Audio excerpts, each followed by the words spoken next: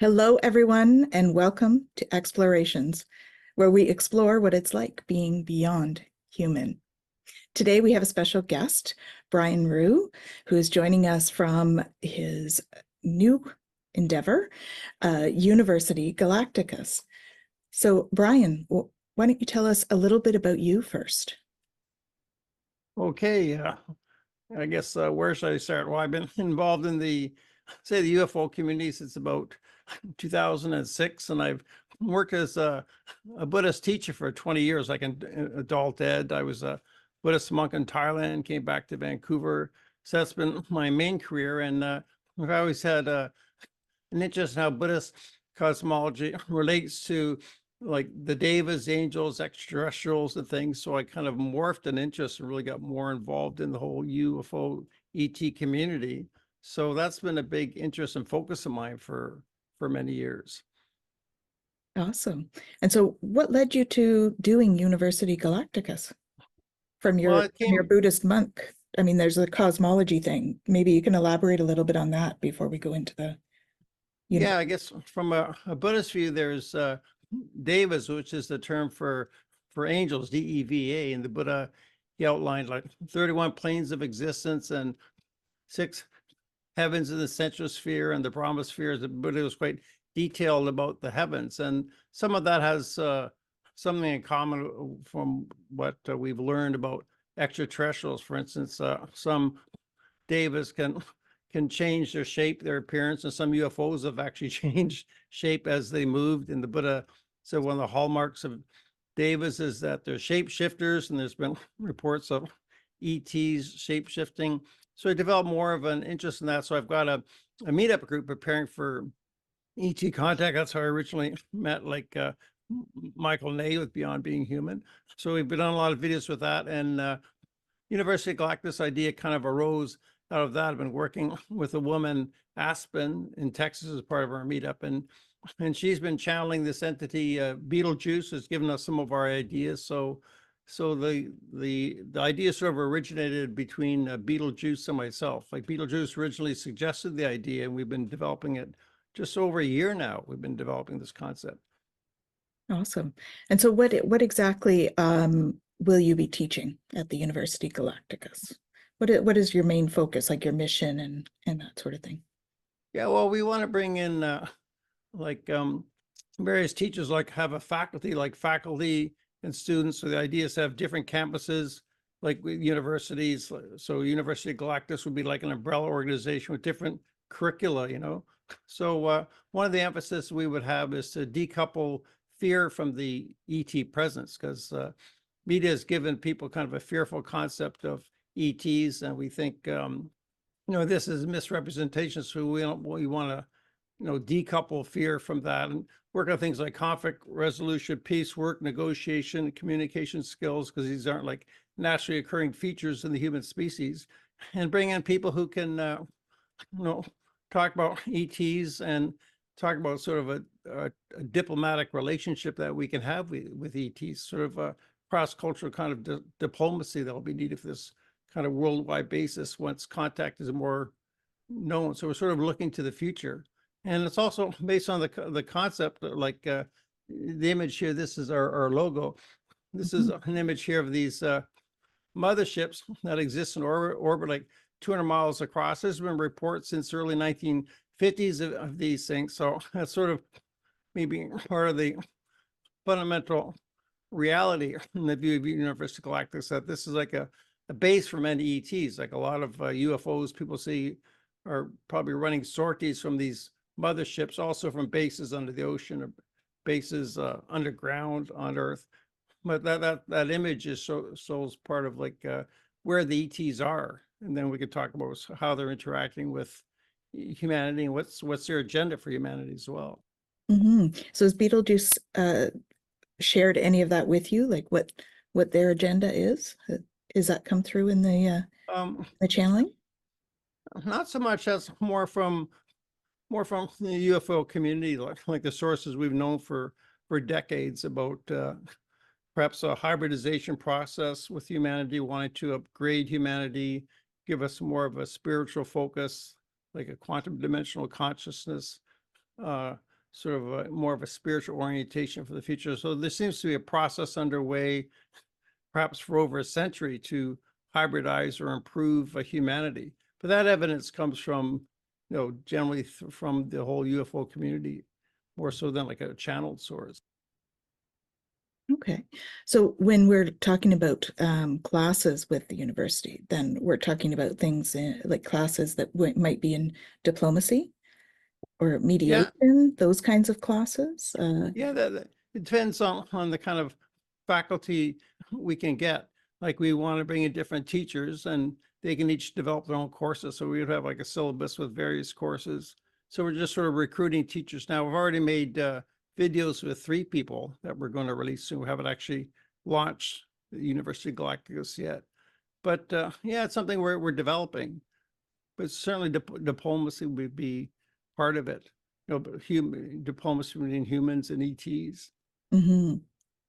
And then I guess there'll be an awareness piece around putting this forward when you're putting it out to the general public. You mentioned decoupling it from fear, which of course we really want to do, right? We don't need to go in being fearful of all of this. So how do you see the school helping with that decoupling process in terms of awareness? I guess emphasizing the history that we have with ETs, like they haven't attacked humanity, they haven't attacked the world, and the evidence that they've been here.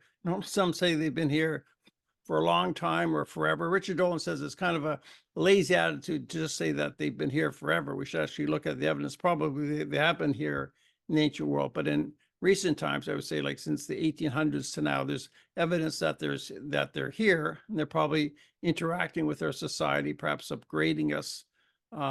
So it's probably a good relationship. It's not a harmful relationship. That's why we want to emphasize diplomacy and that, and to sort of facilitate the relationship, raise awareness that the relationship is there, since most people in the world aren't aware that there's an ET presence interacting with humanity. I think the majority of people we know believe that UFOs are real, that they're extraterrestrial, but probably a lot of people think, well, maybe they're just studying us. They're just observing us. They don't understand what's the relationship. How do they interact with our society or with our governments or with our politics or our direction?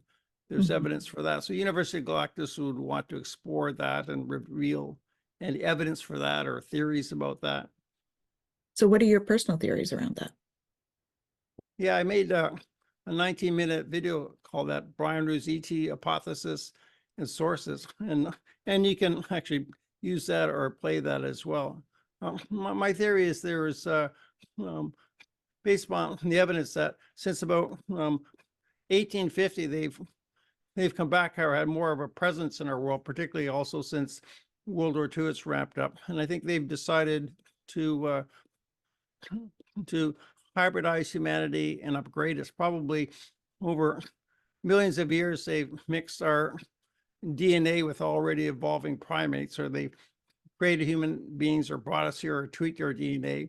So I think what's happening now is a current tweak in our DNA, and they've decided to hybridize us now. So what's called the abduction program or contact or experiencers seems to be quite focused on genetics. There's a real genetic component to it. So I think they're doing this gradually over a period of centuries, maybe several centuries, maybe 1,000 years, to gradually upgrade humanity to like humanity 2.0. So be kind of hybrids of Homo sapiens sapiens and gray ETs, rather ETs, with more of the human form, but with the more of the consciousness of the gray consciousness, which is much more of an interdimensional kind of consciousness called quantum dimensional consciousness, more of a spiritual orientation, also more of a community or group orientation, more of a sort of a group focus. I think humanity now is quite fractured and divided. So I think they're going to bring a bit more unity and commonness to the society of the future. Mm-hmm. So the hybridization program, I've heard a lot of different things about that. Some are not so good, some are good. I think that their overall agenda for it is probably beneficial. What do you think about the Gray's agenda for that? Do you think it's simply to upgrade us, or do you think there is other stuff there underlying? Well, I think it's a good agenda to upgrade us, but I think there is bad press against the Greys. I think outside the UFO community, within the community, UFO community, there's negative press against the Greys, which is unfair. And I think this could be caused by those who are opposed to this, the globalists, or even a negative reptilian force, which could be controlling our society and media. So I think many people are misled about that. Many people are upset about the Greys. There's lots of disinfo. So I'm with the school of thought. I've considered this, and I think the Gray on the agenda is a good thing. But I do admit there could be like a interloper species of Gray. There could be some negative Greys, but I think the dominant presence of Greys working with others like the Mantids or the White Nordics and others, I think they work together in like a federation of planets, whether they call it a federation of planets or something like that. I think this group is beneficial, and they're working with like a universal governing body for Earth, and that this is really the highest power or influence interacting with Earth, even though there are negative forces as well. But I admit, I only have an hypothesis, and I'm willing to refine my hypothesis, change it, listen to others. I don't say this is the absolute truth.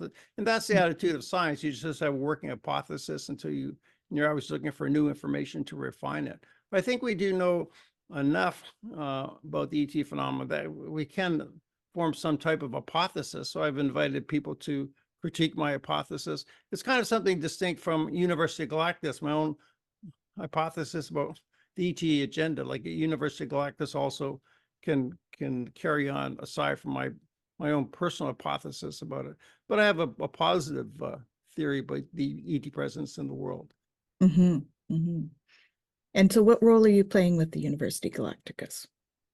Well, Beetlejuice has told me that I'm the dean, because I'm kind of like a host putting together the faculty, the teachers, and the students, like being a talk show, putting together the guests with the viewers. So I'm kind of an organizer in the middle. So I'm the dean putting it together. Looking for good people as guests, as faculty, sometimes as one-time guests or ongoing faculty, and expanding it outwards, bringing in more people, and working with other groups like Beyond Being Human or others who share that idea of a diplomatic relationship with ETs. Yes, so I actually work with a couple of different organizations as well. So the Alliance for Extraterrestrial Diplomatic Contact is one that would certainly, I think that's something that could be explored in terms of that for sure. And, I think that the Alliance has like galactic ambassadors, and I think that might be there may be some good faculty members there for you in terms of the galactic ambassadors and that type of thing as well. So I think that's another interesting, it's all about collaboration these days, right? It is. Collaborating with the different communities around the world to sort of create that interest base, or the overall community, right? To create diplomacy. And and we have the idea in University Galactica, we're not a top-down organization, it's sort of sideways, collaborating with other groups. Mm-hmm. I think that's one thing that's great about Beyond Being Human too. They're definitely collaborating with other groups like University Galacticus and, Alliance for Extraterrestrial Diplomatic Contact, as well as many others. The pilots are certainly pilots, and the flight crew are all from various groups. If you aren't familiar with those terms, those are the terms that are used on the Beyond Being Human site. And so it's quite an interesting field right now in terms of all of that. There's a lot going on with disclosure and stuff in the States as well. But I think it's all over the world we're having a lot of this disclosure happening. Yes, an exciting time for us to be alive, to be involved in this, and to be awake and aware of this process compared to the rest of the world, where many people are just not tuned into it. Yeah, it's true. I think that's there's no accident that you and I are here doing this work at this time, you know? Correct. Yeah, Everything is planned. Being that I'm a galactic ambassador as well. So that's certainly it's a fun role when you start looking at that. Are you an experiencer, Brian? Um, I wouldn't say so. No, I've had at least one UFO sighting, and I've done channeling practice, like in my Buddhist meditative sort of training. I've done some channeling practice, but I wouldn't call myself an experiencer of the ETs. I've never met one face to face or never been on a craft that I'm aware of. Mm-hmm. There's certainly a lot of people who've done that type of thing. I had my own little Yeah, experience with one arriving in my bedroom at one point. So that was interesting, and I've had visitations from others. I think there's two schools of thought with that. There's the ones where people are hoping that they're going to be very 3D when they run into them, and there's those that they're higher vibration, and so we don't always see them in the 3D. They're in that high that's true. vibration frequency, right? So my experience is that they're in that higher vibration frequency, and they were actually quite surprised that I was able to see them in the higher vibration frequency. At least that's how it was when I met them the first time. So it's interesting that there is that, because I think, the differential there is really our science can't measure the beings in the higher frequencies. And so they think that it doesn't exist. And yet they're quite real. They're just in a different frequency or a different dimension or a different time spatial arena, than what we would be playing in. So Yeah, recently even Congress is discussing interdimensional, extraterrestrial. They're even using that word interdimensional or extra-dimensional. So yeah, there's quite a few people like you if that's sort of beyond 3D kind of contact experience. yeah, it's and it's very hard to explain to somebody who has not had experiences that are not 3D. But it's, if you're talking about the frequency thing, it's you can get into all sorts of explanations in terms of the quantum physics behind it all and everything. So we've made some good headway, I would say, in our quantum Yes. physics as we go forward. So that's Yeah. exciting to see. So how do you figure that the spiritual sort of leads into sort of this work with the ETs and stuff? Because I think that sort of what we're talking about now is part of that for me. How do you feel that is going to help or lead into more understanding around the galactics? Yeah, I think the fundamental concern of the extraterrestrials is the spiritual development of humanity. I think from their perspective, we're perhaps spiritually retrograde. So it's fundamentally necessary for us to develop our spiritual capacity. What does that mean? Increasing our vibration or greater virtue or deeper states of consciousness, mental clarity, whatever that is. I think that that's fundamentally important. Also, people who have been on the craft, and some people have actually flown the craft. They say the ET technology only works with someone who is at a higher vibration. Like if you're not a good fit, if you're not don't have a good heart qualities, then you just can't fly the craft. So there's that built-in screening process. So in order to work with the ETs, you need more spiritual development. So I think all of humanity has to sort of move along or upgrade in this way. Like some people can have that ET relationship, but for all of humanity, it takes quite an upgrade. That's why I think this is going to take time. But yeah, fundamentally, it's about our spiritual conscious development. And even like say I'm a Buddhist in Buddhist history, like the Buddha himself, many of his chief disciples, they could go to higher dimensions called the God realm of Buddhist cosmology, different levels of Devas and Brahmas. Buddha said he could go there either with his mind or even with his body. So they had a relationship with these higher realm beings. That's part of Buddhist cosmology. If people are spiritually advanced, they can do that. So I think that's understood in, Eastern philosophy, Buddhism, Hinduism, and other traditions. So I think that's a direction they want us to go. So even if a person's not interested in UFOs or extraterrestrial, the spiritual development is what everyone should be working on. That's very fundamentally necessary.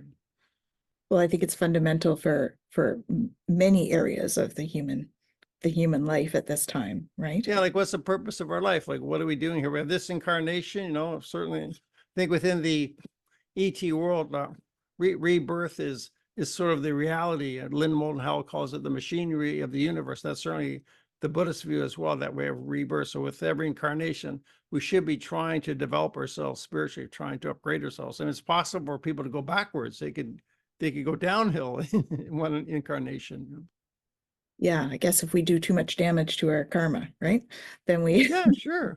in each lifetime. I know that the energies are very heavy at this time, but we're going through this period where we've got these solar flares and the coronal mass ejections coming in to sort of help boost us up a little bit.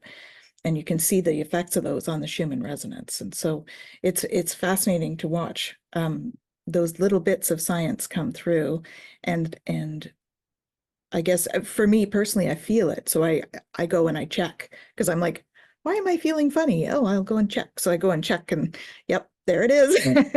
That little spike in the Schumann resonance. So Good. So you can feel that. That's good. yeah. Yeah, I'm a sensitive one.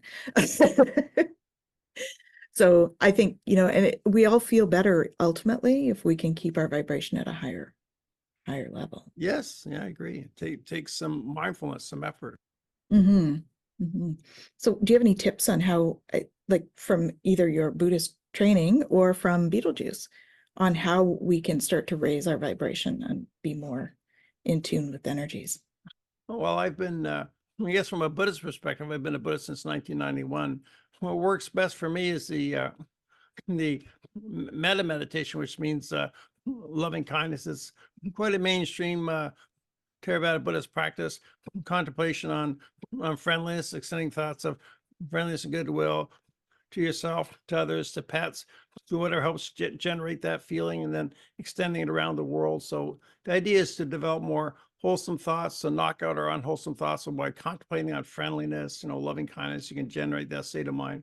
So it's something I reflect on throughout the day, or I meditate, and, sit and meditate and do it for several minutes, or just bring it on throughout the day. So that's my main practice. And I've got videos of guided meditations. Like I've taught this for 20 years in adult ed, so I've got a lot of guided meditations on that. So that's one way of increasing your vibrations, contemplating on friendliness and goodwill and developing it as a state of mind, Mm-hmm. And pulling in love, no doubt, Yeah. as a concept, and that Yeah. universal love, which is one of the Yeah, high that's what it is. vibrations. And Yeah, the word metta translates as a deep, profound friendliness. So it's nice. not love in the sense of attachment or clinging, but more that sense of extending love outwards, or friendliness, kindness outwards to others and to yourself and to all beings, and throughout the universe to all beings. That's the idea. And isn't that one that we forget a lot ourselves? Yeah. In all of that, we tend not to be as kind to ourselves as we could be because of our programming that we've had for so many years. Yeah. Self-denigration, that's quite common, I guess, maybe more so in Western society. That's why with the loving kindness practice, you generally start with yourself, because you make yourself the basis of loving kindness in order to extend it to others. So you dissolve any ill will towards yourself. But I live alone with my cat, so I use my cat as an object of loving kindness. It's very affectionate, so I build it on my cat and extend it outwards to others. It often works for people to think of their pets, objects that are easy to get started. Then you move out to more neutral objects or even difficult objects. Mm-hmm. That's awesome. So how did you end up becoming a Tibetan monk? Well, I was Theravada. I actually started off in 1991 with a Tibetan Buddhist school of thought for a couple of years, but then I moved to Thailand and I converted to Theravada Buddhism. It's kind of like Theravada is more the least changed form of Buddhism. So I got into it originally just through my my roommate at the time in 1991. He was on the mailing list for the local Shambhala centers, a Tibetan Buddhist center. So we took a 6-week course on Buddhist cosmology. That's why I immediately got into it, Mm-hmm. So then I switched to another school of thought and dug more deeply. So yeah, it's been a long process, but it was originally just through my roommate at the time in 1991. We took a course and I was just immediately clicked with it right away. So how did you find that you wanted to go overseas to study? Well, I was living in well, I was working in 1992 selling mutual funds, and life was good. And I decided I want to do this full time. So first I moved to Vermont for 6 months. There was a Tibetan Buddhist center there, like a major regional center called Karma Choing with the Shambhala organization. But I can only stay for 6 months being a Canadian. And I didn't know where to go after that. So I decided, well, I'll go to Asia because I saved up some money. I could live for a long time there, explore different Buddhist groups. So I went to Thailand first. They suggest we'll go to Thailand before Nepal because you might get sick in Nepal with the food and the water. So get acclimatized first. So I went to Thailand and then I kind of fell in love with Thailand and the Thai tradition. And then I ended up staying there. I didn't plan on this. I stayed there for 4 years. And then I ordained as a Buddhist monk in the north in Chiang Mai, with the idea that I would disrobe and come back to Vancouver and teach Buddhism. So yeah, that's how I went off to Asia, just because I already quit my job and I wanted to really immerse myself into Buddhism. And Asia is Buddhist countries and cheap place to live long term. So it just sort of happened that way. I never planned on staying there for 4 years, but we never lived the life that we intended. We always end up where we're meant to be, though, right? Yeah, I guess so. Yeah, I think it was my karma to encounter Theravada, like the switch from Tibetan to Theravada, because scholars generally do agree it is the least changed form, like it's more authentic or true to the Buddha's words. Nice. So what are some of the Buddhist principles that you'd like to share with everyone? Well, I guess the good starting point is what the Buddha called the Four Noble Truths. So Buddhism begins with first noble truth is there is suffering in life. The word dukkha means disappointment. So instead of beginning with the high and the holy, the inspirational, Buddhism started off with the point, the reality that there's some disappointment and suffering in life. And then the second noble truth is the cause of suffering is unwholesome desire, like clinging and attachment. And the third noble truth is it can be a cessation to suffering, the end of suffering, which is full and complete enlightenment or nirvana. And the fourth noble truth is there is a path to the end of suffering. And this is what the Buddha taught us, the Eightfold Path. So it's a systematic process of morality, concentration, insight, mental development, a lot of techniques and practice, like 6,000 pages of the Buddha's words. So it's quite systematic, and Buddhism is very much a practice. You know what you're supposed to be doing. There's always something to do, to work on. So it's not a matter of just believing something, but it's a matter of like work on yourself and practice. Yeah, so the Four Noble Truths, people can look that up. There's lots of videos on it and books. That's sort of the core teachings of Buddhism. Awesome. I mean, I go on for hours and hours. I got videos, or I defer to monks in my tradition. I'm with the Ajahn Chah tradition, the Thai forest tradition. We've got a lot of ex-monks with 30 years experience or more teaching. So yeah, that's a tradition I'm with Buddhism. But I'm still very much with the extraterrestrials. I think the mantids and the gray aliens, they're like very wise spiritual beings. So I think they're very much aligned, I think, with Buddhist philosophy, the Buddhist worldview. So it's not a problem, I think, for the Buddhists to kind of tune in to the extraterrestrial agenda or their spiritual teachings or their spiritual orientation. I think for a Buddhist, it's a good fit. So that's also, in a sense, part of my refuge. Like in Buddhism, you take refuge in the Buddha's teachings and the community, but I also, in a sense, take refuge in these extraterrestrials as spiritual guides. So I'm a bit of a combination of Buddhism and my ET influences. Well, and I think they've been an influence for many spiritual practices and organized religions for centuries. There's so much evidence of them being around, for instance, in Egypt, around the Mayan traditions and stuff as well. And so I think, it is quite natural that there is this crossover, right, between the spiritualism and ET presence, shall we say? Yeah, I think beginnings, like say around 1850, if that's the time when they began more deeper interface with us. This is when spiritualism began in Europe and America. Like it was very much European American culture. It was pretty much all Christian, or Catholic or Protestants. And then in the mid 1800s, spiritualism grew quite big. It almost displaced Christianity in a sense. And that's when people were, connecting with spirits or talking to the dead or moving tables and things like that. So I think this is a process of opening up the Christian thinking to other kind of influences. Well, I think the ETs are even behind that. For instance, Susie Hansen of New Zealand, I follow her. Like, she's a experiencer with the Greys, and she's written a lot about this. She said, like, her grandmother was part of this whole spiritualist community in New Zealand, one of the leading, one of the founders of this, and it's part of her whole family tradition. Like the generally ET contact runs in families, so it goes back in her family. And one of her great aunts was saying, "Well, we're not from here, Susie." She kind of acknowledged this ET influence. So I think all of spiritualism was probably initiated by the ETs. Mm-hmm. Yeah, for our own evolution, no doubt. Yeah, so it's a long, slow evolution over centuries. So they probably planned it this way over a long period of time. Mm-hmm.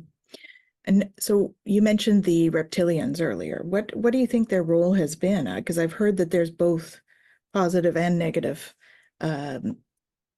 reptilian factions in terms of what their involvement is with us. What are your feelings on that?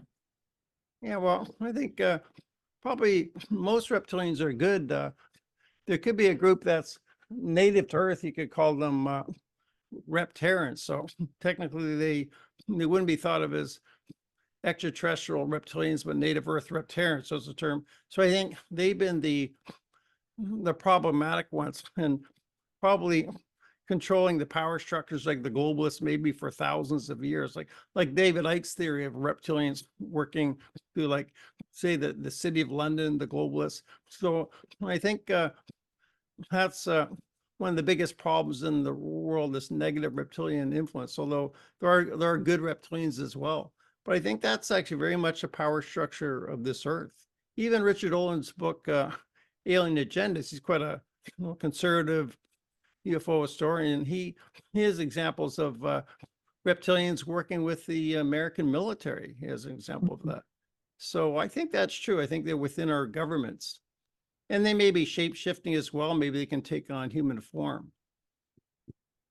Yeah, I've heard that that they do that, and certainly, I don't think that any race, whether it be here on Earth or not, is all bad. Like, so I think that really they're getting a bad rap. I think that the ones that are being sort of the disturber, the disruptors of here on Earth are probably a separate faction from the majority. The Galactic Federation, works with reptilians, and so there is that peaceful group that works with the Galactic Federation. I think so. Yeah, I think so. Yeah. Yeah, I think that might be, you were talking about uncoupling the fear.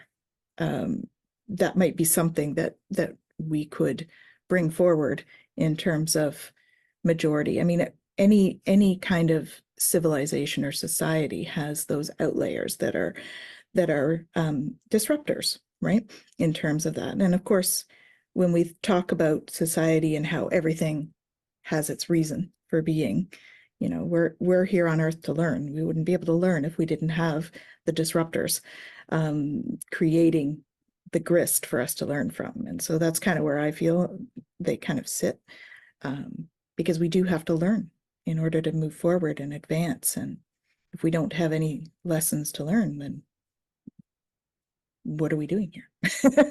Right? I agree with both your concepts. Like you suggested, first, maybe we could do some PR for the good reptilians, so I could have a course or talk about the good reptilians, but also there is kind of a function to the negative of the world. Like, I've interviewed Judy Carroll. She said it teaches us the difference between love and fear. You can go for love or fear. Like, you can be aware of the negative force and not follow it or not buy into it or not get upset over it. So in a way, it does kind of test us in a way. So I think also I look at it from the Buddhist concept of the law of karma. Like, we all got the birth that we deserve. We deserve to live in this particular world. We're born into this world, and there's good and bad. Like, yin and yang is side by side, good and bad, and so we have to learn to navigate this. So yeah, it's part of our role to deal with that. And as you said, it's all about the choices, right? We face choices every day. Do we make a choice out of love, or do we make it out of fear? Fear of consequences, or love because it's something that we really want to follow up on, or follow through with, Yes. And so I think that plays a big role in our development, Yeah. our spiritual Yeah. development, our soul's development, that kind of thing. And I've gone through that, like, 10 years ago, I was more negative about the globalists and the bankers. So I was more oriented to the problems of the world and what's wrong with the world. So I could see that it was affecting my mind. It's good that my Buddhist practice give me some balance, but I realize what you dwell upon grows. So if you keep dwelling on what's wrong with the world, it makes you more negative. And in a sense, you're kind of feeding into it. Can make it worse. So it's good Mhm. to be aware of the dark side, but focus more on what you want to create, what's good for the world, developing more of the positive, and feed more energy into that. Yeah, we definitely have to have the awareness of what it's like, right? Or Yeah, we yeah. we wouldn't know how to choose. If everything was the same, we wouldn't know how to choose.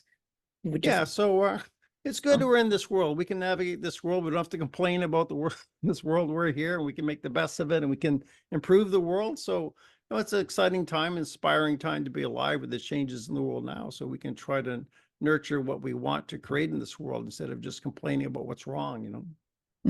Well, that's a big part of spiritual practice, is trying to create your reality and as you would like to see it, right? Yes. It's really where we focus, that's where energy flows. So for sure, that's a big part. So has Beetlejuice come through with any other interesting topics or messaging that we should know about? Yeah, I could just read some of my notes I got from her. Like she suggested for course curriculum, we've already started developing different studies and courses in various departments, such as peace studies, comparative cultural studies, based on a firm foundation of personal and collective evolution. So, as our higher dimensional advisory board suggested, about 80% of our courses should be free, and maybe 20% could generate income to support the university. But we want to bring in thought leaders to create the most appropriate kind of mix of courses and individual study. So, yeah, she shared a lot of these ideas, and I'm going to do a video for her soon to sort of let her, Beetlejuice actually describe it from her perspective. Yeah, that would be lovely. And so when is your launch, your official launch for the university? Well, I'm going to meet with Beetlejuice this week to actually pick a date, so it should be soon. We haven't actually picked a date yet. We've got videos in the can. We've got our logo sorted out. It's great. I love the new Yeah, logo. yeah. It's great. What else would you like to share about you? Who is Um, Brian? well, let's see. Well, I feel conditions are good for me to focus on this mission with University Galacticus. Like, I don't have any obligations to parents or children. I can do this full time.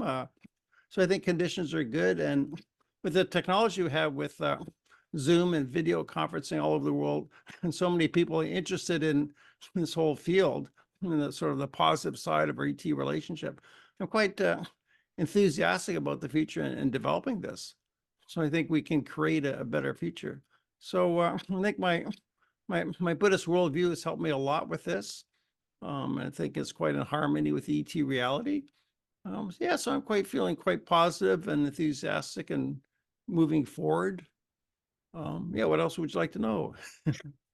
Well, what's your theory on when do you think that we'll be like seeing them more 3D, seeing them more in our 3D reality or our everyday reality, or at least being more conscious of them being here?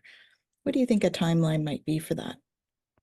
Well, I think it's a long, gradual process. If we look at from 1850 to now, it's been like over 170 years. I think it's going to continue gradually. Maybe in a generation, people will be seeing hybrids in the street more. But I think the great aliens themselves, they want to be behind the scenes. Because they're concerned about all of humanity, bringing all of humanity along. So it's got to be done gradually. So I think that's why they want to work behind the scenes. and that UFO disclosure is happening gradually. So I'm not in a rush for it. So I think it'll just continue to be gradual. I don't expect any big sudden changes this year, but you never know. I know that there's been some talk about it being in, 2027, that we might get some more physical kind of indication. So it'll be interesting, I think, over the next couple of years to see how all of this evolves and how we evolve as humans as well. Yeah, I mean, I welcome it if they want to show themselves anytime. I welcome that. I just I'm patient. I think from their perspective, I think the Gray Aliens and their Federation, I think they're in charge of disclosure. I think they have the relation with the governments and that they're actually in charge of disclosure. So I'll just be patient, go along with their process, but I'd be happy if it came sooner. Well, I know I as I have probably mentioned, I work with the Galactic Federation in terms of some of their committees in the other dimensions. And I was called into a meeting one day because I was like, I had asked them if they would come and join us at a conference in a little bit more of a physical way. And so they called me into this, I closed my eyes, went into meditation. All of a sudden, my consciousness is in this meeting. And there were Pleiadians and Arcturians around the table. And the Pleiadians are, can we go? Can we go? And the Arcturians are like, we have a process. We can't.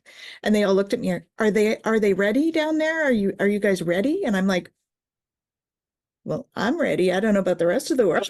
I can't speak for them. And so they were like, okay. And then I ended up back in my body. So they are having chats about it, apparently. Yeah, I think so. Yeah, we're ready. You and I are ready, but there's 8 billion people, and it could be disruptive, to religions to discover the origin story that we're genetically sort of created and our relationship with ETs, and maybe the Bible's not entirely correct, so it could be upsetting to some religions. Yeah. I think it's going to be a culture shift, indeed, as we go forward with all of this. And I think they will do it gradually. My theory is they'll do it gradually within religions, like the Catholic Church over the last 20 years. They're more flexible about extraterrestrial life, and maybe ETs can find another form of salvation. So I think they know, I think from the Catholic archives, they know about ET reality. So they're already adapting their religion to be able to accommodate it. So I think they're already shifting. So I'm in favor of that gradual within religions, and within Islam, within their scriptures, they accept extraterrestrial reality. So I think it might be good to develop that more within the people's own religions, to do it gradually, not to shock them too much, because we're dealing with 8 billion people. Yeah, that's a lot of people. A lot of people to have this society shift in terms of that. And we care about them. We care about 8 billion people. We don't have to shock, stun, and amaze them. Whatever is best. And I don't feel I have the wisdom to decide what's best for 8 billion people, but I do, in a sense, defer to the wisdom of the ETs. I think they are wiser, much more intelligent, higher IQs, more powerful beings with benevolent intention. So I do have, in a sense, defer to their wisdom. So I think of myself as sort of a cog in the wheel with ETs. I'm just one person sort of following along as a cog in the wheel, trying to understand what is it that they want to do. It'd be nice to have more direct ET contact, get direct personal instruction, but I think I'm trying to follow along with what they want to do as an agenda for human advancement. So input, I guess, would be a great thing for the university as well, right? From other that's why it's good to work with Aspen, who channels Beetlejuice, or others who have that higher realm connection. It's good to work with others on that. Again, that collaboration and community aspect for all of us, eh? And you're part of it, Tanys. So it's good to know you and work with you. And you're a Canadian as well. That's nice. Yeah, I'm looking forward to it. It'll be great. Yeah. Is any last words? Any final words that you'd like to share with people? I say be well, happy, and peaceful, and each of us should cultivate our wholesome thoughts and dispel our unwholesome thoughts. Keep cultivating the wholesome within our minds and keep working on that. Beautiful. So we want to thank you very much, Brian, for being with us today. And for sharing your wisdom and your knowledge. And we're looking forward to the launch of University Galactica. And we'll stay tuned in to see where all of that goes. So I want to thank everyone for joining us on Explorations today. And we're wishing you tons of love and light. Thanks for coming. Good to visit with you, Tanys. Thank you. Thank you.